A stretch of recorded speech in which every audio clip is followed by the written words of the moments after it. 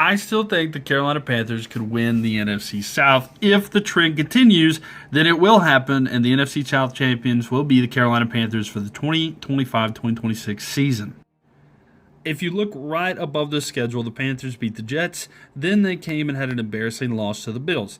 Then they went on the road to have an incredible win against what at the time was one of the top teams, and still is one of the top teams in the NFC North, or in the NFC in general, being the Packers. Then they come back home and lose to the Saints. Then they go on the road and beat the Atlanta Falcons.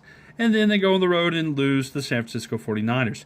Then they come back home and beat what is the top team in the NFC with the Los Angeles Rams. And then they go on the road yesterday and lose to the New Orleans Saints. So if the trend continues, it should be perfect. They should beat Tampa Bay at home on December the 21st. Then they're going to have an embarrassing loss against the Seattle Seahawks. They got to get right that week. And then they beat the Tampa Bay Buccaneers January 3rd. Or the 4th, depending on the flexibility of that. And they're going to be the NFC South champions while they sweep Tampa Bay.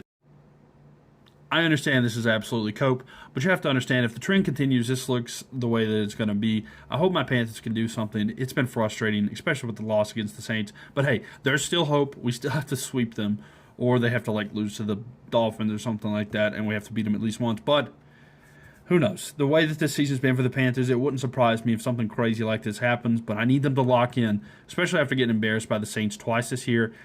We own the Falcons, but the Saints owns us. How will it go with the Buccaneers? I guess we'll figure that out very soon.